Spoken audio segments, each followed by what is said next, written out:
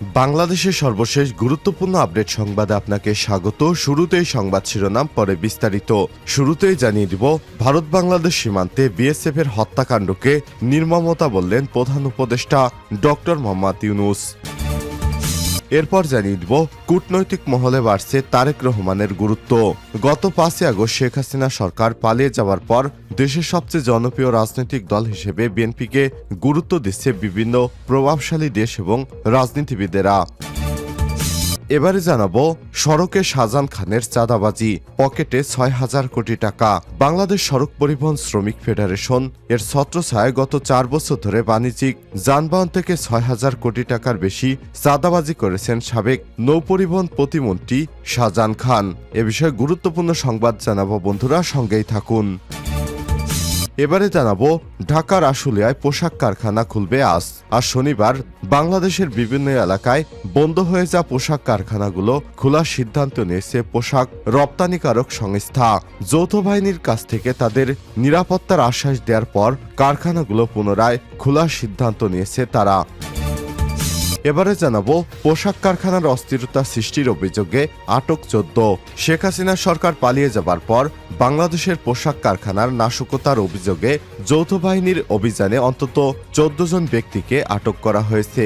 এরপরই পোশাক কারখানার স্থিতিশীলতা সৃষ্টি হয়েছে। যৌথ বাহিনীর ধারণা অনুযায়ী এরা পোশাক কারখানার অস্থির অবস্থার জন্য দায়ী। এবং সর্বশেষ জানিয়ে দিব, ভারতের নিজামুদ্দিন আউলিয়া মাজারে দেখা মিলল শামীম ওসমানের। রাজনৈতিক মাঠে খেলা হবে স্লোগান দিয়ে আলোচনা জন্ম দেয় শামীম ওসমান। সবসময় তিনি বলতেন খেলা হবে, অথচ শেখ হাসিনা পালিয়ে যাওয়ার পর আর শামীম ওসমানের দেখা মিলছে না। অনেকেই বলছেন তিনি যুক্তরাষ্ট্রে পালিয়ে গেছেন, অনেকেই বিভিন্ন জায়গার কথা বলছেন। তবে সর্বশেষ ভারতের নিজামুদ্দিন আউলিয়ার মাজারে দেখা মিলল নারায়ণগঞ্জের এই আলোচিত সংসদ সদস্যকে। প্রিয় দর্শক, এতক্ষণ শুনছিলেন সংবাদ শিরোনাম, এবারে বিস্তারিত। তবে তার আগে বন্ধুরা অনুরোধ থাকবে, এই সংবাদটিতে একটি লাইক দিন। এই চ্যানেলে আপনি নতুন হয়ে থাকলে আমাদের সংবাদটি দেখতে দেখতে চ্যানেলটি সাবস্ক্রাইব করে রাখুন, যাতে করে বন্ধুরা আমাদের পরবর্তী লেটেস্ট আপডেট সংবাদগুলো সবার আগে আপনার কাছে পৌঁছে যায়। কমেন্ট করে আপনার মূল্যবান মতামত জানিয়ে দিন আপনি বিশ্বের কোন দেশ থেকে আমাদের সংবাদটি দেখছেন এবং শুনছেন। এবারে বিস্তারিত। সীমান্তে বিএসএফের হত্যাকাণ্ডের নির্মাতা বললেন ইউনূস। অন্তর্বর্তীকালীন সরকারের প্রধান উপদেষ্টা মোহাম্মদ ইউনূস সীমান্তে ভারতীয় সীমান্ত রক্ষী বাহিনীর বিএসএফ এর গুলিতে বাংলাদেশিদের হত্যার নিন্দা জানিয়ে এদিকে নিষ্ঠুরতা আখ্যায়িত করেছেন। হত্যা কোনো সমাধান নয় উল্লেখ করে তা বন্ধ করার আহ্বান জানিয়েছেন তিনি। ঢাকায় তার সরকারি বাসভবনে ভারতের রাষ্ট্রীয় মালিকানাধীন সংবাদ সংস্থা press trust and India PTI দেয়া এক সাক্ষাৎকারে তিনি এসব কথা বলেন। প্রধান উপদেষ্টা আরো বলেন, অন্তর্বর্তীকালীন সরকার ভারতের সঙ্গে দীর্ঘদিন ধরে ঝুলে থাকা তিস্তার পানি বন্টন চুক্তি নিয়ে মতপার্থক্য নিরসনের চেষ্টা করবে, কারণ এটি বছরের পর বছর বিলম্বিত করা কোনো দেশের জন্যই লক্ষ্য পূরণ করে না। সীমান্ত হত্যার বিতর্কিত ইস্যু নিয়ে ডক্টর ইউনূসের নিন্দা জানিয়ে বলেন, হত্যা কোনো সমাধান নয়। তিনি বলেন, কাউকে হত্যা করা কোনো সমাধান নয়, কারণ এটি মোকাবেলা করার আইনি উপায় রয়েছে। এটি পরিচালনা করার জন্য একটি স্থল প্রক্রিয়া এবং আইনি পদ্ধতি থাকতে হবে। একতরফা ব্যাপার দেশ দখলের জন্য কেউ সীমান্ত অতিক্রম করছে না। যারা গুলি করে হত্যা করেছে তারা খুবই নির্লজ্জ, এটা উদাসীন, এটা বন্ধ করতে হবে।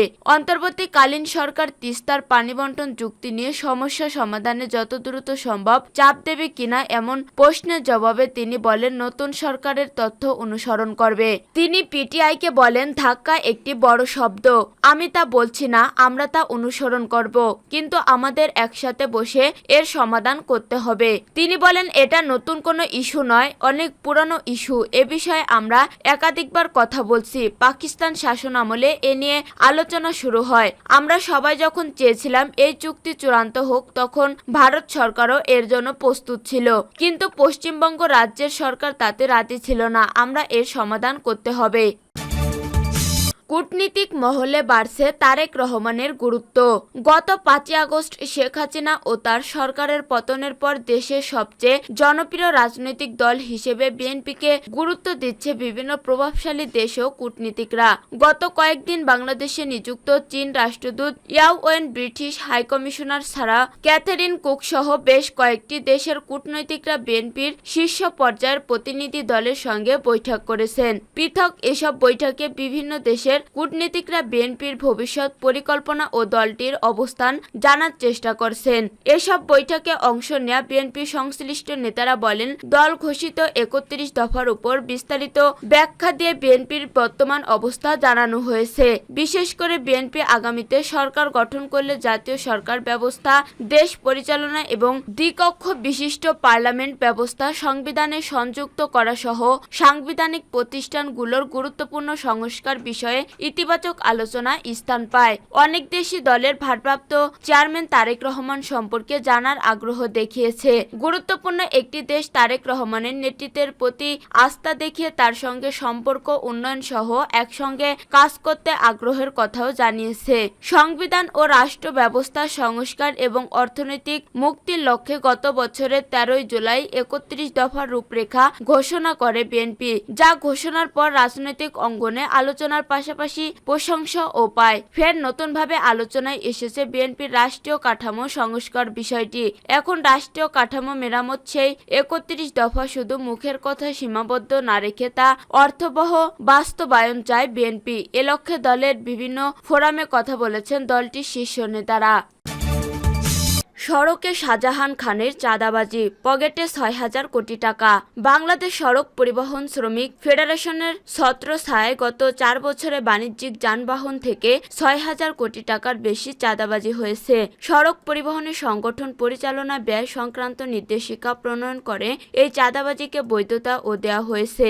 অভিযোগ আছে, সড়কে চাঁদাবাজিকে প্রাতিষ্ঠানিক রূপ দিয়েছেন বাংলাদেশ সড়ক পরিবহন শ্রমিক ফেডারেশনের সভাপতি শাহজাহান খান। ফেডারেশন অন্তর্ভুক্ত 249 শ্রমিক ইউনিয়নের মাধ্যমে চাঁদা তোলা হয়েছে। এর একটি বড় অংশ নিয়মিত গেছে শাহজাহান খানের পকেটে। ফেডারেশনের শীর্ষ নেতা হওয়ার সুবাদে পরিবহন মালিক সমিতির অপর প্রভাবশালী নেতাকে সঙ্গে নিয়ে সড়ক থেকে কোটি কোটি টাকা চাঁদাবাজি করেছে।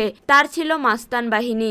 এ বাহিনীর কাছে বছরের পর বছর জিম্মি পরিবহন মালিকরা বিগত সময়ে বিএনপির নির্দলীয় তত্ত্বাবধায়ক সরকারের দাবি সহ অন্যান্য দাবিতে বৃহৎ পরিসরের আন্দোলনের ডাক দিলেই বন্ধ হয়ে গেছে সড়কের যান চলাচল। এর নেপথ্যে ছিলেন এই শাহজাহান খান। সড়কের নিরাপত্তা নিশ্চিতে কঠোর শাস্তির বিধান রেখে সড়ক পরিবহন আইন প্রণয়নের অন্যতম বাধাও ছিলেন তিনি। এদিকে নির্বাচনে হলফনামায় দেওয়া তথ্য অনুযায়ী 2008 সালে শাহজাহান খানের বার্ষিক আয় ছিল 6,85,000 টাকা, যা 2024 সালে হয়েছে 2,21,00,000 টাকা। এ সময় তার আয় বেড়েছে প্রায় 32 গুণ। পরিবহন শ্রমিক নেতা মোহাম্মদ হানিফ খোকন যুগান্তরকে বলেন, সড়ক পরিবহন আইনের রাস্তা থেকে চাঁদা ওঠানোর কোনো বিধান নেই। এরপরও পরিবহন খাতে বেপরোয়া চাঁদাবাজির নেতৃত্বে ছিলেন শাহজাহান খান। আশুলিয়ার পোশাক কারখানা খুলবে আজ। আশুলিয়ার তৈরি পোশাক কারখানা আজ শনিবার 7 সেপ্টেম্বর থেকে ফের পুরোদমে খুলবে। তৈরি পোশাক শিল্পের মালিকদের সংগঠন বিজিএমইএ এর নেতারা এক বৈঠকে এই সিদ্ধান্ত নিয়েছে। তারা জানিয়েছে, আইন শৃঙ্খলা রক্ষাকারী বাহিনীর পাশাপাশি শ্রমিক নেতা ও স্থানীয় রাজনীতিবিদদের কাছ থেকে আশ্বাস পাওয়ার পর তারা পোশাক কারখানা খুলে দিচ্ছে। শুক্রবার 6 সেপ্টেম্বর বিজিএমইএ এর কার্যালয়ে এ সভা হয়। 2 দফায় অনুষ্ঠিত সভায় শিল্প মালিক, স্থানীয় রাজনৈতিক নেতা, বিভিন্ন সংগঠনের শ্রমিক নেতা ও আইন শৃঙ্খলা রক্ষাকারী বাহিনীর সদস্যরা উপস্থিত ছিলেন। বৈঠকে বিজিএমইএ এর সভাপতি খন্দকার রফিকুল ইসলাম সভাপতিত্ব করেন। উপস্থিত ছিলেন জ্যেষ্ঠ সহসভাপতি আব্দুল হিল রাকিব, শ্রমিক নেতা মন্টু ঘোষ, নাজমা আক্তার প্রমুখ। প্রসঙ্গত, গত 2 সপ্তাহ ধরে গাজীপুর ও আশুলিয়ার ওষুধ ও তৈরি পোশাক শিল্পে শ্রমিক বিক্ষোভের ঘটনা ঘটেছে। এ সময় বিক্ষিপ্ত ভাঙচুর ও সহিংসতার ঘটনাও ঘটেছে। পরিস্থিতি নিয়ন্ত্রণে একের পর এক কারখানা বন্ধ ঘোষণা করা হয়। পোশাক কারখানায় অস্থিরতা সৃষ্টির অভিযোগে আটক 14 জন। সরকারের আশ্বাসে বৃহস্পতিবার থেকে খুলে দেওয়া হয়েছে দেশের সব পোশাক কারখানা। সাভারের আশুলিয়া, গাজীপুর, টঙ্গী, বিসিক, ভোকরা বাইপাস, বাগের বাজার ও মাওনা এলাকায় কারখানা নিজ নিজ কর্মস্থলে যোগ দিয়েছেন শ্রমিকরা। এসব এলাকার শিল্প প্রতিষ্ঠানে নিরাপত্তা জোরদারের মোড়ে মোড়ে বিজিবি, সেনাবাহিনী ও আইনশৃঙ্খলা বাহিনীর সদস্যদের টহল দিয়েছেন। তবে বিভিন্ন পোশাক কারখানায় হামলা, ভাঙচুর ও অস্থিরতার সৃষ্টির অভিযোগে সন্দেহভাজন 14 জনকে আটক করেছে যৌথ বাহিনীর সদস্যরা। কয়েকদিন ধরেই বিভিন্ন দাবিতে উত্তাল হয়ে উঠে গার্মেন্টস শ্রমিকদের আন্দোলন। উদ্বৃত্ত পরিস্থিতিতে রাজধানীর উত্তরায় নিজস্ব ভবনে বৃহস্পতিবার বৈঠকে বসেন বিজিএমআই নেতারা। এতে সংগঠনের সাবেক 6 সভাপতি, সেনাবাহিনী, পুলিশ, শিল্প পুলিশ, গোয়েন্দা সংস্থা সহ বিভিন্ন সংস্থার প্রতিনিধি অংশ নেন। বৈঠকে যৌথ বাহিনী বিশৃঙ্খলা সৃষ্টি রোধে কঠোর অবস্থানের আশ্বাস দিলে কারখানা খোলার সিদ্ধান্ত নেন ব্যবসায়ী নেতারা। খোঁজ নিয়ে জানা গেছে, গতকাল ঢাকার শিল্প অঞ্চলীয় সাভার ও আশুলিয়ার বিভিন্ন পোশাক কারখানায় হামলা, ভাঙচুর ও অস্থিরতা সৃষ্টির অভিযোগে সন্দেহভাজন 14 জনকে আটক করেছে যৌথ বাহিনীর সদস্যরা। গতকাল শুক্রবার গণমাধ্যমকে এই তথ্য নিশ্চিত করেছেন ঢাকা জেলার police super SP Ahmad Muin. বৃহস্পতিবার রাত থেকে শিল্প অঞ্চল সাভার ও আশুলিয়ার বিভিন্ন এলাকায় যৌথ অভিযান চালিয়ে তাদের আটক করা হয়েছে।